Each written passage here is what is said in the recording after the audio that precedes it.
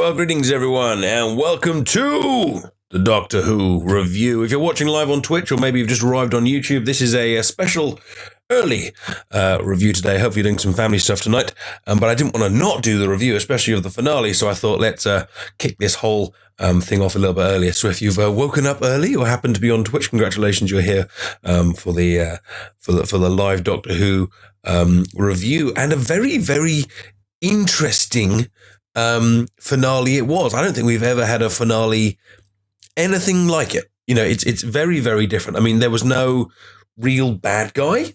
The story was very kind of Doctor focused rather than kind of like enemy or peril or like, you know, the end of the universe, you know, type focused. It was ultimately a story about, again, the Doctor and Clara, which was very, very, very different, again, to anything we have seen before. And I think the program makers, the permanent writers, Moffat and his team were really, really trying to kind of play against expectations in this episode. And that can be a good thing and it can be a bad thing, but there were loads of kind of little twists and kind of surprises kind of going through it. I mean, first of all, you know, we felt that Clara was dead, and she wasn't. You know, we expect there to be, you know, some sort of kind of final battle in a finale, and there wasn't. We assumed it was going to be the Time Lords, or possibly, and it wasn't. Some people thought the Master was going to return because there'd been several references to her throughout, and there wasn't. The beginning of the episode has that like the bit where the Doctor kind of goes to see Clara, and you get that kind of feeling that we've seen quite a few times before, where the Doctor's going to visit a companion, and but he's going to visit them, and he knows who he is, and the companion doesn't. But actually, the reverse was true. It's the Doctor's the one that's walking around going, I don't really know where I am, and it was the companion that was kind of paying a visit to him. And it was, especially for the first half, it was one of those episodes that was very mysterious, deliberately. You know, there was an awful lot of who's this and what's going on and why is he doing that and where are we and what's this myth and what's this legend. And I think those are very powerful tools, and when you use them, the resolution always has to be a very good one. And I think, like, for example, in last week's Heaven Sent, I'm going to get, if I get my names confused tonight, I apologize. I think in last week's Heaven Sent, it started off very, very mysterious, and was only really kind of fully kind of revealed what was going on at the end. But the resolution was really kind of worth it, and at the end of it, it kind of made sense of everything that came before, and kind of made you go, "Oh, I'm not quite so sure that the same was true here." I think the first episode, the beginning of the episode with the whole, you know, the Doctor going in the barn and all those kind of things, was again very mysterious. There was lots of what's going on, but they didn't. I think on purpose, they deliberately didn't explain everything in this episode. There's still an awful lot, I think, whereas by the end, you're kind of like, so what about this and who about that and what's going on? And I don't necessarily think that's a bad thing. I think it's down to the individual viewer. I think some people will have found last night's episode very frustrating. I think some people will have really enjoyed the ambiguity.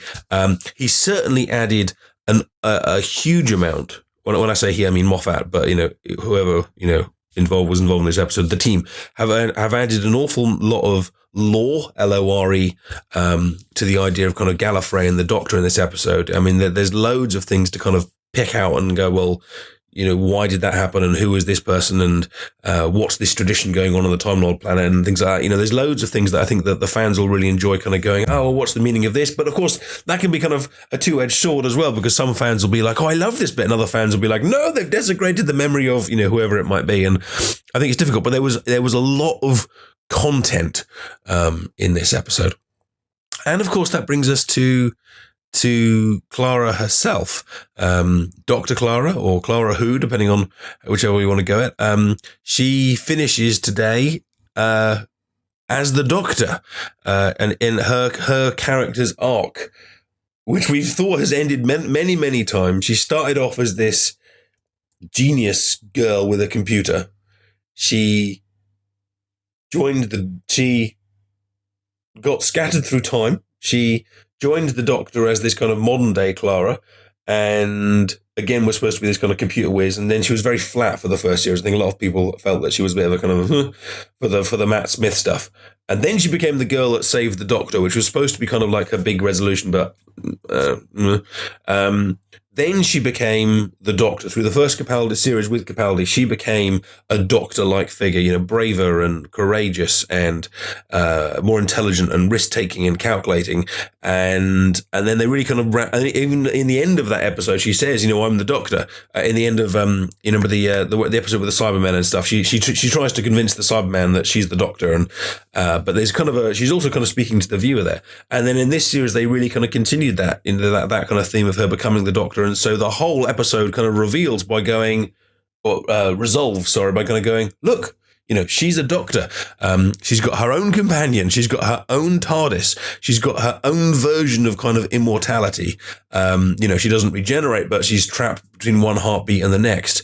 And crucially, like I said, that old trick of going back to visit an old companion that the Doctor's done before with Rose or done before with Donna or, done with that is she plays it on him. She pretends to be the waitress at the diner and he is the kind of the unaware one. And so she very much takes the role of the Doctor in the conclusion of this episode. And so it resolves her story fully. She has a she has a story arc which you can really now kind of trace back from her very beginnings, leading to a conclusion of basically kind of saying, there you go, we've now got another Doctor in their own diner TARDIS, kind of floating around the place. We had some lovely little. There's so much to talk about in this episode. It was an hour long, so there's loads of things, and it wasn't one of those episodes where, it was all kind of character based either. There was a lot of character based stuff, but there was also a lot of kind of events and things to talk about. And I'm sure I will miss things out. And feel free to kind of leave comments about it if there's things that I don't talk about. But there was this. The Doctor has also kind of gone on a journey. This series.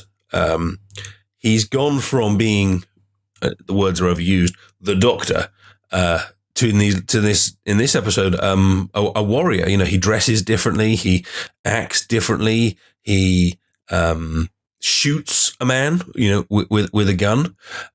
He embraces the fact that the soldiers on Gallifrey respect him more than their own leaders, which is the legacy perhaps of the War Doctor more than like of the other Doctors. And he was always ashamed of the War Doctor. If you remember the Matt Smith, when the War Doctor first popped up, Matt Smith kind of said, he is my secret, he is my guilty, pain, he is the one we don't talk about, he is the the regeneration that didn't happen, la, la, la, la, la. And here we have Capaldi basically kind of embracing that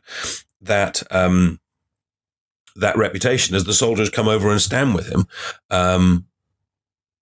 So saving Clara for the Doctor is more important than being the Doctor, than saving the universe, than acting morally, than adhering to his values. He is obsessed with her and she is obsessed with him, which is kind of what leads us to that resolution of saying, we can't be together anymore. One of us has to kind of go. I'm not sure that plot device fully works, or works, and I'll talk about that a little bit later. But you can see how the setup for it, and you can see kind of the ideas there that kind of goes into it. The Doctor kind of acts out of character, or goes back towards his kind of war character, for the sake of her. There was loads of other little cool moments, and I've written a big list of things to kind of talk about today. And I'm kind of going through the list. So if I look at all like I'm kind of reading it, because I am, because I don't want to miss things out. They certainly knew it was a finale, although the plotline was very different to the standard finales of lasers and things like that. They put a lot of content in and an awful lot of kind of work into it. The original TARDIS was very, very cool to see, and I think I've seen some debates going around online, and some people can say, well, it wasn't the original TARDIS because it was the wrong color, and this was different, that was different. But it was certainly a big nod back to the original ones, and it looked great, didn't it? We've got a new sonic screwdriver, which was kind of white and blue TARDIS kind of colors. They had that nice reference to the Doctor being half human or not being half human, and they left it deliberately vague. For those of you that kind of, so some people have kind of mentioned this on the review on the YouTube channels. My understanding is that in the TV movie, the Doctor says he is a human mother, but someone on the YouTube channel has said that's not quite right. So apologies if I'm getting this wrong, but there seems to be a confusion within the Doctor Who canon about whether the Doctor is half human or not. And in this episode, I think they did a nice job of addressing it in the scene with Lady Me and not fully answering it. I mean, basically, she kind of basically accuses him of going, so what's this connection to humans you have? It's more than just a passing interest, isn't it? And he kind of goes, and, doesn't talk about it. There's loads here for us to kind of think about as fans. Who's the woman that goes into the barn with the Doctor? She clearly recognises him. He's a mum or a guardian, a nanny, just someone that kind of lives in the village.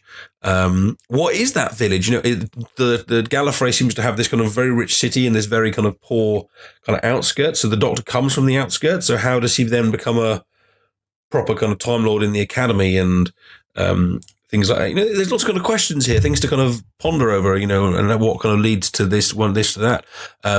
There was the very obvious regeneration. Hello, I'm a white old man and I'm very crusty and I've just been shot and I'm regenerating and huzzah, I'm now a lady and I'm black and I'm probably a lesbian and I'm probably disabled and I'm probably covering all the demographics just to show that regeneration can do absolutely anything. So the next time the Doctor regenerates, let the debates begin again, because he can be absolutely anything and everything, which is not saying is a bad thing at all. It was just very obvious, very much a kind of going, look, anything you want, except a dog. But it was a nice moment, and it answered a lot of questions. Lots of people kind of said, well, can they do this and can they do that? And it was kind of hinted at with the Master, but who knows with the Master, because the Master obviously sometimes steals regenerations and does all sorts of things. But, there it was right in front of you. Yes, Time Lords can go from male to female and they can change races and they can, you do what you want. We had a lovely regeneration scene again at the end of the Doctor becoming back towards the Doctor. He'd lost the memory of Clara. He'd lost that obsession. He now can be the Doctor again. And he opened the TARDIS door with a click and the lights came back on in the TARDIS. And it was almost like as the TARDIS rebooted, so does the Doctor. And the music was very dramatic and fulfilling, and he went over and he put the kind of jacket on and the sonic screwdriver kind of came out, and you sensed that here was a kind of a rebirth for the character.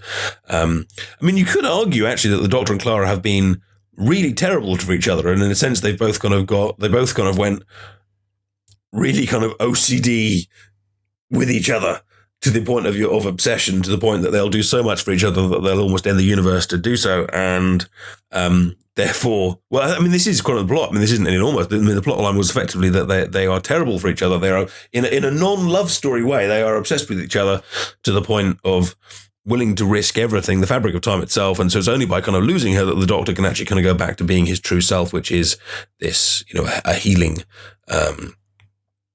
kind of character. And then as the TARDIS disappears, the graffiti and the flowers fall off the TARDIS, leaving the memory of her behind, and the Doctor goes off to, start his new kind of adventures.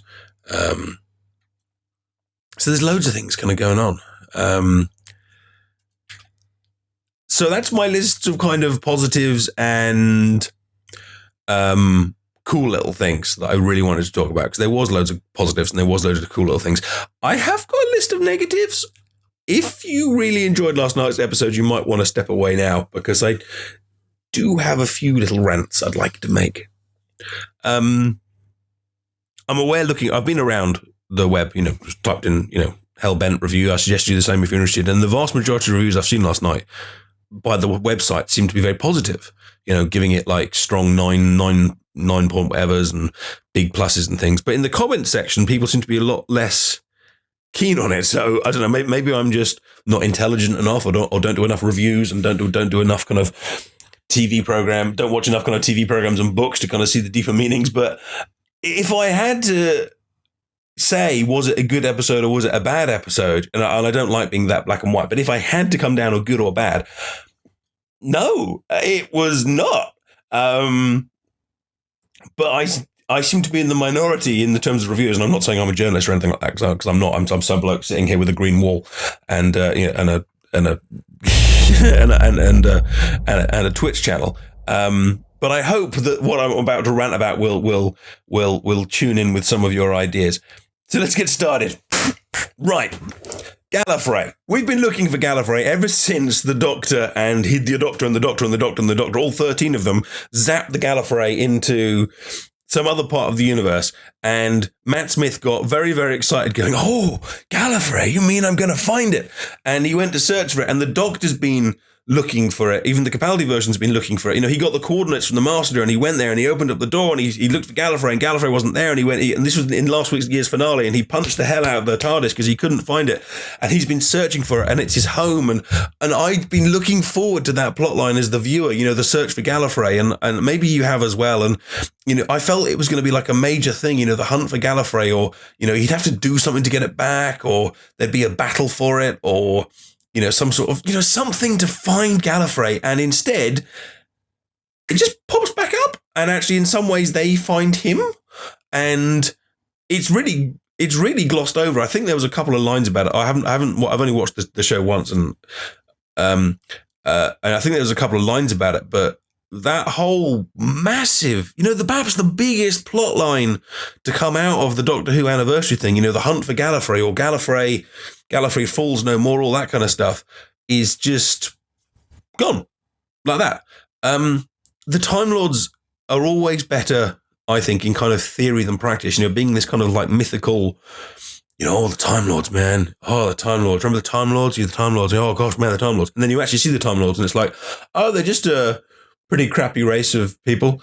You know, they're better not being in the show than being in the show. And I think when they do show them, they really have to, if I was the showrunner, I would show them in very kind of reverent, I would make them feel special. I'd make them feel unique. I'd make them feel different. And actually what we saw last night it was just a group of petty squabbling people that have poverty and richness and make good decisions and bad decisions. And, you know, they're just a group of people with a planet. This bit could be addressed at a later date, but when the Peter Capaldi Doctor is one of the Doctors that saves Gallifrey, and on the 50th anniversary one, you know, they're like, oh my God, there's 12 of them. No, wait, 13 eyebrows. And you know, when does that happen? I mean, that could obviously be done at a later date, so that's not necessarily too much of a problem. But you know, that wasn't addressed at all either, and that feels again like a kind of a wasted opportunity of kind of putting that into. I mean, how cool would it have been to have a plotline where the Doctor tries to rescue Gallifrey? You know, whatever that plotline might have been, and have that sequence as part of that. You know, oh my God, you know, we better go and get Gallifrey back. Wait a minute, at the moment there's only 12 of them trying to save the Doctor. We better go to send another 13 of them back. Don't worry, I'll do it. Grabbing the TARDIS, back he goes. He's the 13th. You know what I mean? It would have been a really cool moment seeing all the 13 TARDISes flying together again. We don't know a huge amount about the Time Lords from the lore of Doctor Who. We know quite a lot. In fact, maybe we know too much. But so maybe I'll just undo whatever I've said. We don't know many Time Lords, but one very, very famous Time Lord is this Rashalon guy, who's been played by very memorably by Timothy Dalton, spitting everywhere, and in the David Tennant's kind of finale. And here he appears as a different actor, so I haven't looked up the name. But he really felt wasted to me and not explored and eliminated in seconds by his own people. I mean, today didn't really have a bad guy, and if there was a bad guy, it was him. But he was ineffectual, and he was basically kind of turned up and went, execute him! And the soldiers didn't, and then they put him in a plane and sent him off. And if he is supposed to be one of the great villains, or, you know, or a very important figure in the Time Lord universe, he was dispatched like that in seconds as almost like kind of an afterthought. I mean, they kind of built him up well in terms of, like, you know, the Doctor came out for the soldier and he went no, and then he went out for the lots of soldiers and went no, I think, and then he went out for the kind of council members and he went no, and then he went out and it was Rassilon. So they kind of built up this thing with Rassilon, and then basically the Doctor defeated him by standing there and going, yeah. Which has a principle. I mean, it was kind of going well up until that moment because you had that kind of build up, and then it was just kind of gone. if I'm understanding the plot line correctly from the dialogue, and a lot of it went past very quickly. I mean, I didn't, by design, you didn't understand the first half. And then in the second half, where they tried to resolve some of it, a lot of it was done very quickly in bits of dialogue. And yes, you can watch it more than once, but I think there's always a delicate balance to being getting made by over-explaining something to the point where you go, yep, and not explaining things enough to the point that people kind of go, what's happened? What's happened? And was trapped because he wanted to save Clara. Is that I mean, tell me in the comment section, did I understand that correctly? Because that seemed to be the implication. And if that is the implication, then now if anyone ever watches Heaven, you know how you can ruin things in retrospect? And now if you watch Heaven Sent again, all the way through, you're going to be going, so is the Doctor trapped or not? Or, is he just going to play? Is this whole thing a waste of my time and a waste of the Doctor's time? And, it puts I think it spoils it a lot. Lady Me, I know some people kind of like her. I still don't. For me, she's still, I think I've got what it is I don't like about her. She's just utterly charismaless. If that's a word, she has no charisma. I mean, you've got like the various versions of the Master that are just charisma overloads, and then you've got Davros, who's just like evil overload, and those are like charisma extremes. But and I wouldn't say that every character has to be. And you got Captain Jack, who's like the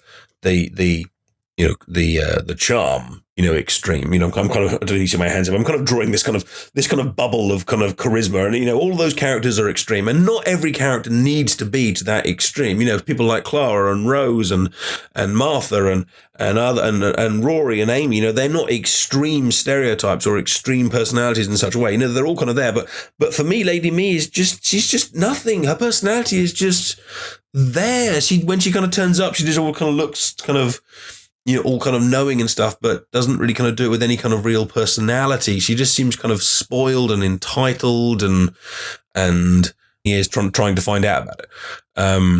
Seems to be my understanding, but I feel as the viewer, I needed more reason to kind of invest in that plotline.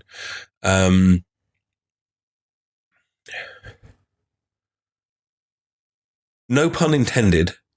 They've killed death. How many times can Clara die? How many times can characters die in Doctor Who and have it not be the end? They did it with Rory to the point that it got stupid. Any companion where they've now gone, this was the day I died. I mean, even back to Rose, going back to the beginning of the modern era, this is the day I died. She didn't die. Rory dying, didn't die. Clara dying, didn't die. Clara dying, didn't die. Clara dying, didn't die. Death means nothing in Doctor Who anymore, unless you happen to be like, Lady Me, didn't die. Unless you happen to be the unlucky like security guard who isn't mates with the Doctor, who just gets zapped by a Dalek, then you're dead. But other than that, you're not. I mean, even oh God, I've completely forgotten his name now. Even Danny Pink, who did die, was then back the next episode, kind of, and they've kind of implied that there's an afterlife somewhere that he could come back from in the future if he had the right device or something like that. And so they've killed death. No longer. I mean, the next time they kind of build up the fact that someone's going to die in Doctor Who, I'm not going to buy it. And in my head now, I'm just going to be like, well, that character did die, but if the Doctor actually cared enough, he could probably do something about it. Especially as he now seems to have found Gallifrey, because, correct me if I'm wrong now, the Doctor now knows where Gallifrey is. So if anyone dies ever in the future, the Doctor could now go to Gallifrey, do that thing that he did with Clara thing, and just go and pluck him out of time. Am I wrong? I mean, they've killed death. They have completely killed death.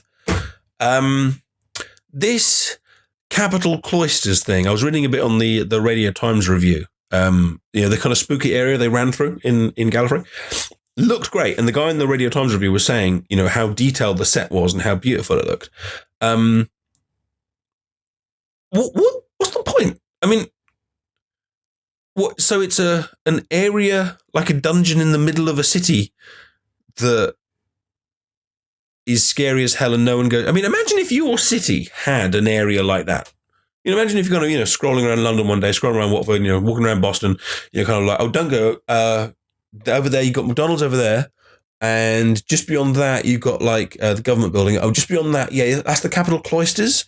In there, you've got an incarnation of Hitler, a few terrorists, Bin Laden. There's a shark kind of swimming around in there. So don't go in there. If you go in there, you probably won't come out again. Oh, and then beyond that, you've got a Costa Coffee. It's just like, no city would have that. And it just felt like they kind of went, well, it's a finale, so we'd better have an angel and a Dalek and a Cyberman because it's tradition. And it just, the Daleks and the Cybermen and the angels, they've done that trick now so many times. They did it with the Matt Smith regeneration, kind of like, oh, well, we better have a Dalek and Cyberman and an angel. They did it with the Pandorica opening. Oh, we better have a Dalek and a Cyberman. I don't think they had an angel. But you know what I mean? Every time you have a kind of character pop up as a cameo, it devalues them.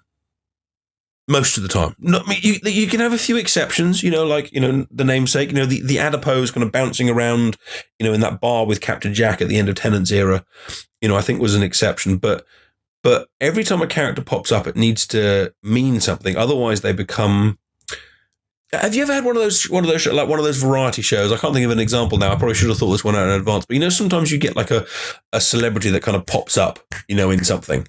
And the first time that celebrity kind of pops up in that show, you're like, oh wow, it's them. And then the next time they kind of pop out, they're like, hey, they came back. And then the next time after that, you're like, it's them again. And until eventually you're just like, cool, yeah, they're a bit of a regular now. And the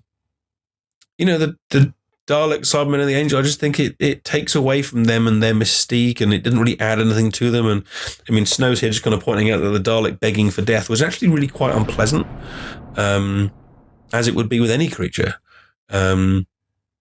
So it felt like it was there because they felt that the finale needed a bit of an enemy in it, but it was done in a way that I don't think added anything. And was mildly spooky, and the same goes for that whole thing of, again, it was dialogue and it was very quick. A computer of dead Time Lords uploaded brains. Did I get that right? So that every Time Lord dies, they get uploaded into a big computer, which makes prophecies or something, and they keep that under the well of Hitlers and Osama bin Ladens and Cybermen's and Sharks.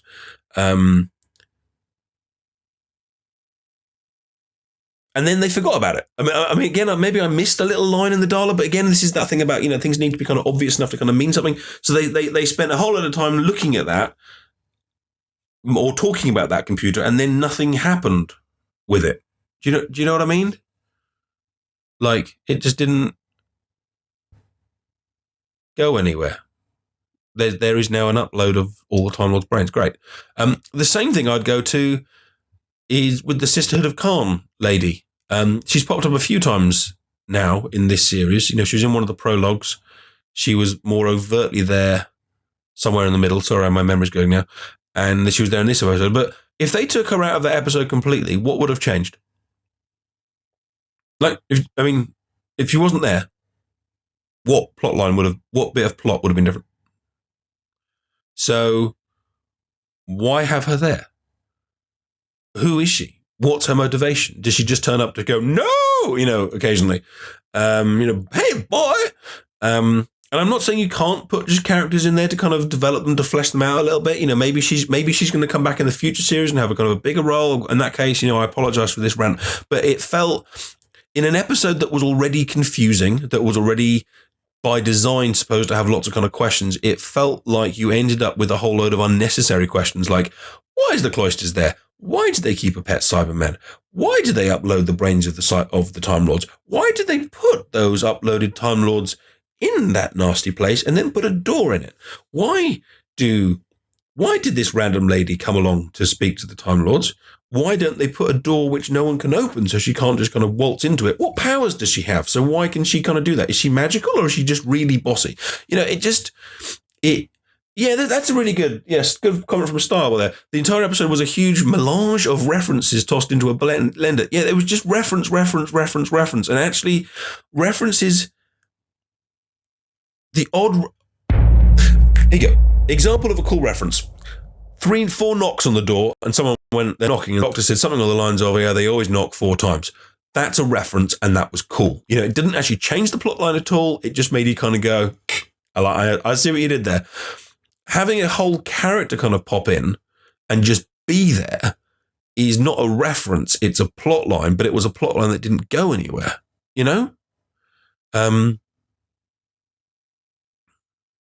I think the prologues are different. I really like the prologues. I don't know how many they've done this episode. I saw the very first one, but I think that was it. I think using kind of little additional characters in this kind of little. If you don't know what I'm talking about with the prologues, there's been a few little things online where they'll do like a little kind of 2-minute clip before some of the episodes. They did it quite a lot in the 50th, and I think they did some of this series. And I think the prologue things are different in that you can have like these little kind of cameos from characters, and it's fine because that's not part of the whole episode. But here it just felt like a whole mix of things. And I'm not saying that the characters themselves are bad. I'm just saying they're not, because Cybermen, great. Daleks, great. Angels, great. Sisterhood of Khan, wonderful. But let's do something with them, not just kind of go, look, hey, they're here too. And these guys are here. Oh, and there's Lady Me. Hey, we're getting the band together. Come on, everyone. Let's sing 500 Miles by the Proclaimers. Well, I know I'm going to be the man. It's just, the doctor shot someone with a gun. That's quite a big thing, isn't it? Especially since it seemed to rather be in cold blood. I mean, granted, he did kind of go, you got any energy and generations left? Oh, you do? Right, fine, bang. But the doctor should know more than most people that is a form of death. I mean, he's kind of gone on rants in the past about how regeneration is death, just a different form of it. And yes, they had this whole thing about the doctor's so obsessed with Clara that he's acting out of character. But that was actually quite an evil act. Like that probably needs more than a kind of like well, now he's the doctor again. That probably requires prosecution, murder charge. Yeah, I mean, the more you think about that, I mean, the doctor picking up a gun in Doctor Who law is a big thing. Remember Tennant? The doctor shooting someone is a bigger thing. The doctor shooting someone that's actually unarmed is a huge thing. The doctor deliberately murdering someone even though he knows they've got a regeneration. I mean, come on. Like Styles said, the whole idea was he was breaking his own rules because he's obsessed with Clara. But at what point in this episode was he the hero or the villain, really? Maybe that was it. Maybe he was the villain. But then again, that wasn't strong enough. Again, he needed to be more of the villain. If they wanted to have an episode where the Doctor himself was the villain, then I think that line needed to be even stronger. The episode needed to be the Doctor kind of going, turning to camera like he's done earlier in the series and kind of going, today I'm going to do something that I've never done before. I'm going to get Clara back. I'm not going to live without Clara. I am going to go to the land of the Time Lords themselves, and none of them are going to stop me. And I will get Clara back. Something like that showed you that this episode was about the Doctor not being the Doctor. But instead you're kind of afterwards kind of going, I think he was the bad guy, but not really being kind of sure. And it just would have been stronger another way. I'm also a bit confused. The reason, don't get me wrong, the reason that you can't bring Clara back is because apparently that will rip a hole in the fabric of space and time, yada, yada, yada, yada, destroy the reality of everything. And so that was why he had to shoot that guy, because you can't bring Clara back because it's not allowed. And that was why the Doctor was like, oh my God, I can't really do this. And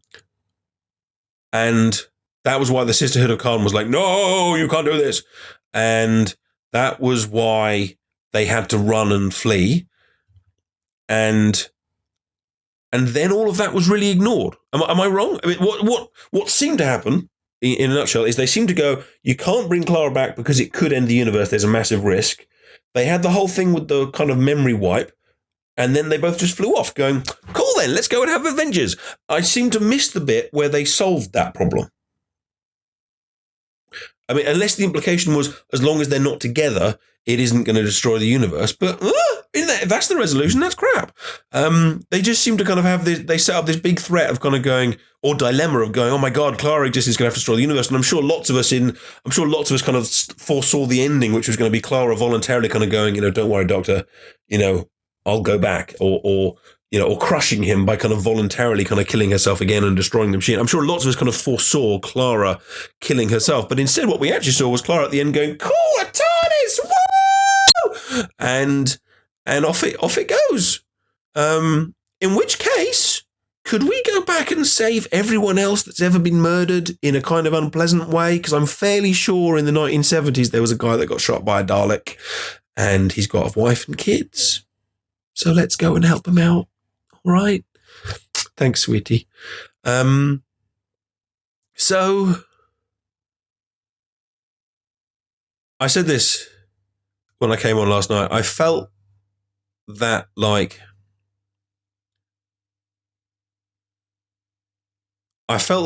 I was confused through the first half. And I didn't care about the second half because I've said goodbye to Clara now quite a few times. Like, she was supposed to be going at the end of last season, both off camera and both on camera. I think we were kind of saying goodbye to Clara then. And then she didn't. And then she's been kind of like fatalistic all the way through this series. And we've been kind of like, okay, she's going to go. And then finally we said goodbye to her. Now, yes, it was like 3 episodes early. And we were like, oh, she left early. But then she didn't. She was then back then at the next episode, and then we were like, okay, that was the final goodbye. The one in Heaven Sent, she kind of appeared in his mind palace, and, we kind of were like, oh, that's a beautiful moment. That's a goodbye. And then no, now she's back. And, maybe it's just a camp, and some people are kind of saying, well, but she's not going to come back again. And it's like, well, but she could. She's just flying around. And it's kind of irrelevant whether she could come back or whether she couldn't come back. She was back. So, as a viewer, well, we're all viewers. That's a stupid thing. That's something that someone says when they want to kind of preface things and make them sound like more important. I didn't care about seeing Clara again. I didn't care about seeing Clara again. Sorry, I've got too many Claras and Claras in my life. I didn't care about seeing Clara again. I wasn't desperate to see her again. I didn't really want to see her again because I felt it devalued death again. And yet there she was, an entire episode about her, when actually we had the possibility of doing something very cool with Gallifrey and the Time Lords, and instead they scrapped all of that and made it about saying yet another goodbye to Clara. So, goodbye, Clara. You died inside a Dalek with a souffle. Goodbye, Clara. You died in Victorian times with something to do with a snowman that I can't really remember. Goodbye. You died by becoming the girl who saved the Doctor and jumping into his time stream. Goodbye. You became an old lady in last year's Christmas special and lived out your life very, very happily in a dream sequence. Goodbye. You got killed by a raven. Goodbye, because we said a final goodbye to you in the Mind Palace of the Doctor. And goodbye. You finally flew off through space in a TARDIS shaped like an American diner, which is actually in Cardiff Bay. You were truly unique. Please don't come back again. I actually quite liked you, but it is past tense. I'm now really over you. And next time, if we are going to have a series based around the theme of death, could some characters actually die? Is that, that to me doesn't seem like that's logical, isn't it? If we're going to have a series based around death, we might need some actual death in it, like actual death, not pretend death, not fake death, not temporary death, not like a kind of like, oh, I think they might die. No, they don't. We need actual death. So next week, I shall do a review of Series 9 as a whole. I shall chuck some more. I reviewed this whole series. The only one I didn't do was the sleep episode, and I'll chuck some thoughts in about the sleep episode next week.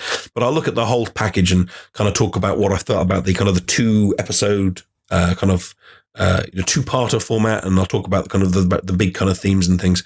But I was not a fan of this finale. I think there's a lot to talk about. There's a lot of ideas in it. Watch back. You can see my thoughts now. I was not a fan of it. I was thoroughly irritated by most of it, to be honest. But if you want the alternative viewpoint, look around on the web. There seem to be lots of people who loved it. You have been fantastic, my friends. Thank you so much for watching this review series with me. I hope I have given you some food for thought, whether you agreed with me or disagreed with me. I hope that I've given you some interesting counter viewpoints on the world, the universe, and everything. Take care, and I will see you soon. Bye-bye.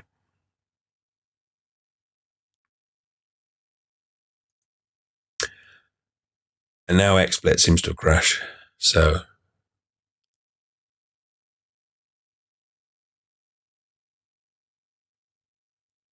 I don't even know if you can hear me or see me. Yeah, bollocks.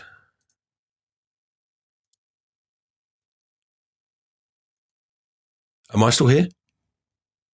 Can you guys still see me? If you can still see me, I'm stuck online. I'm stuck here forever. It's like an episode of The Truman Show. I'm just going to have to live out my whole life stuck on camera because XSplit's crashed. So, I'll need to go to the toilet at some point. Yeah. You're not really sure what to do now. I guess I probably need to Control-Alt-Delete the streaming program, but that's kind of awkward. So things I might do this afternoon, I'll come back on and I'll put this onto YouTube. So if anyone comes up later and says, where's the Doctor Who review? It'll be on YouTube once I manage to stop this. I'm stuck between two heartbeats, the heartbeats of streaming and stopping streaming. I might come back on later and finish off that Life is Strange, not because it had some good ideas, but the plotline was driving me nuts, but I feel like I need to finish it. I think it's pretty short, so we'll get it done. I might come on and do some Little Planet. I might come on and do some Fallout. I might come on and do some Mirror's Edge.